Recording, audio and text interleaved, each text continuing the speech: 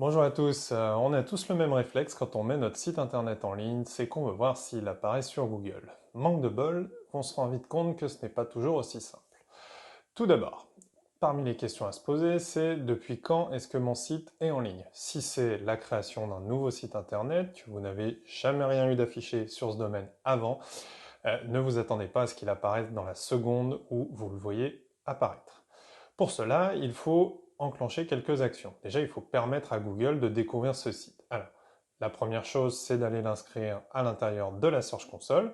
Voilà, vous trouverez un lien dans l'article juste en dessous. Et bien entendu, en bon SEO, l'idée c'est de faire quelques liens qui vont pointer vers ce site internet depuis d'autres sites web. Voilà. Ça, c'est pour le cas nominal. Maintenant, si au-delà de quelques jours, ou alors si c'est une refonte de site internet que vous venez de faire, vous ne trouvez toujours pas votre site sur internet, cela peut être lié à plusieurs sources d'ennui. Alors, comment le diagnostiquer? Tout d'abord, si vous tapez le nom de domaine exact de votre site internet dans Google et qu'il ne se passe rien, là, effectivement, il y a un problème. On va voir un petit peu plus loin dans cette vidéo comment faire.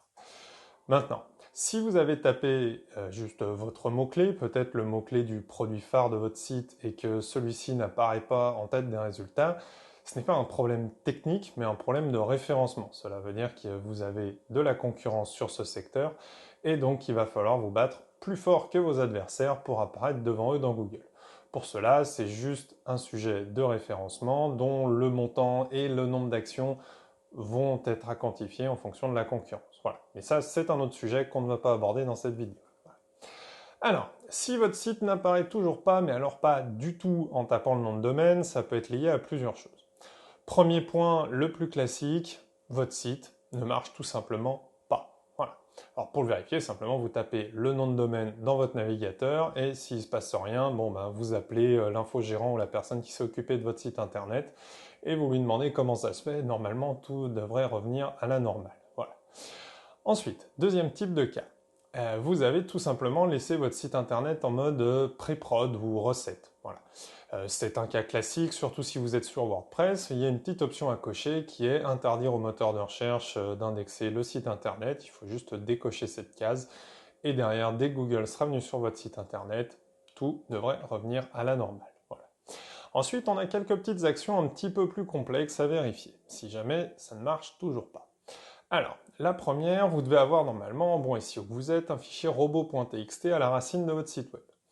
Pour ce faire, vous tapez votre nom de domaine /robot au pluriel.txt et vous allez vérifier que vous n'avez pas l'instruction d'isalo // en début de fichier. Cette instruction reviendrait à dire à Google, écoute, t'es gentil, mais tu viens pas sur mon site, donc du coup, forcément, il va pas le mettre en place. Deuxième point à vérifier, vous allez vérifier qu'il n'y a pas d'instruction dans le code source qui interdise à Google de parcourir votre site. Alors, pour cela, vous allez voir dans l'entête HTML de votre fichier, si vous êtes sur Chrome, vous faites un clic droit, inspecter, vous allez ensuite dans le contenu du code HTML, ou clic droit, afficher la source, comme vous le souhaitez, et vous vérifiez dans l'entête, donc à l'intérieur des balises head/head, que vous n'avez pas une balise meta robot qui contienne noindex. Si elle contient index, c'est que tout va bien. Mais noindex, vous interdisez donc à Google d'insérer en fait votre site, de l'indexer, on dit en langage référencement, dans son annuaire. Voilà.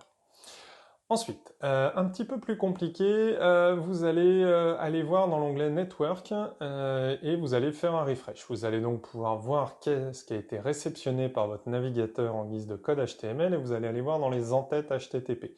Voilà.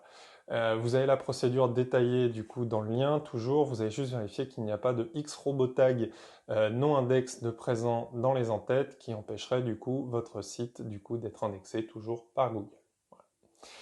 Dernier point, vous allez également vérifier que vous n'avez pas une balise canonical qui pointe vers une autre page, ce qui revient à dire à Google, au fait, c'est pas cette page qu'il faut garder, c'est une autre, et ça expliquerait donc que votre page n'apparaisse pas dans les résultats.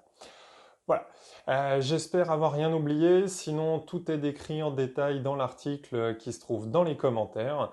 Alors, je vous souhaite que votre site apparaisse très rapidement dans Google et que vous fassiez plein de business grâce à votre site. Et si jamais c'est pas le cas, n'hésitez pas à venir nous faire un petit coucou, on sera toujours ravis de vous dépanner. Allez, à très vite et puis bon SEO à vous!